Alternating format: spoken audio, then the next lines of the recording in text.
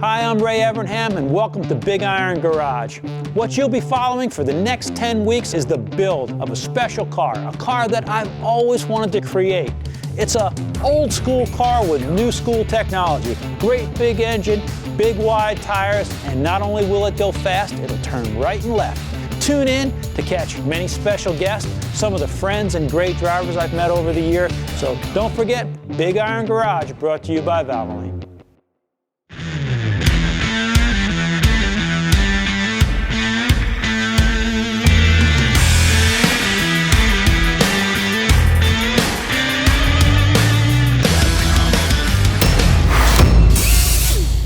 Guys, I've always wanted to build a sedan like they ran in the 1970s.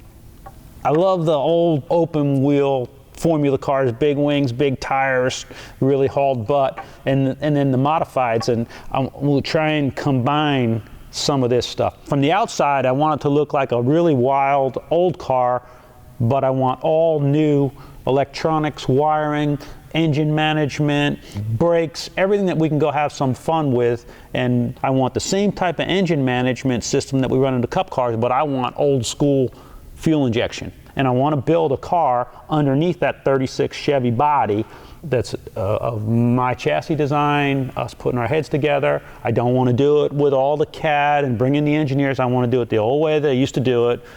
I want to draw stuff, I want to cut stuff, I want to just figure it out as we go along.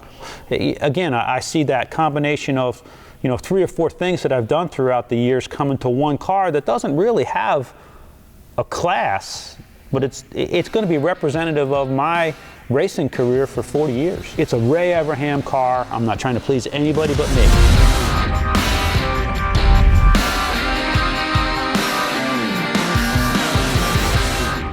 Do you know what kind of wheelbase you're looking for on this? I really don't want to go below 107 inches, because then if we take it to the oval, I think it'll be twitchy. Like if we take it up to Loudon or we're running on a big oval. So I'm thinking somewhere between 109 and 107 inches. Okay. So are you thinking about chopping the top any, or? I really think that we need to bring the top down. If you don't get the proportion right, they really look funny.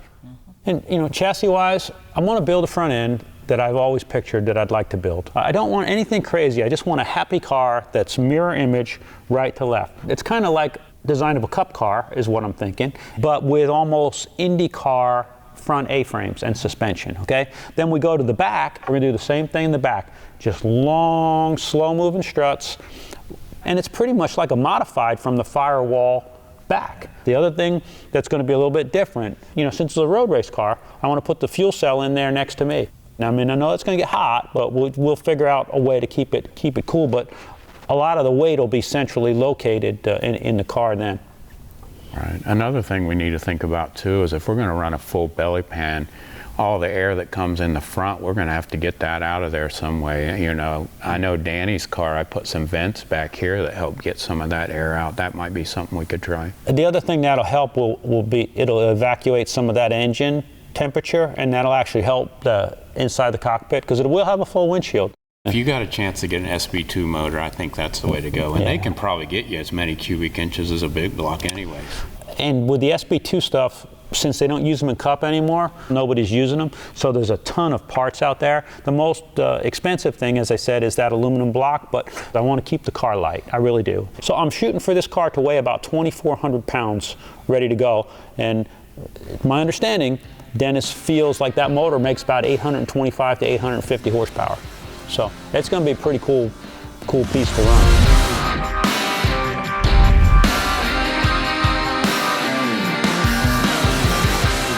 Tires and wheels, are you going to use SVRA stuff or modified stuff, width, height?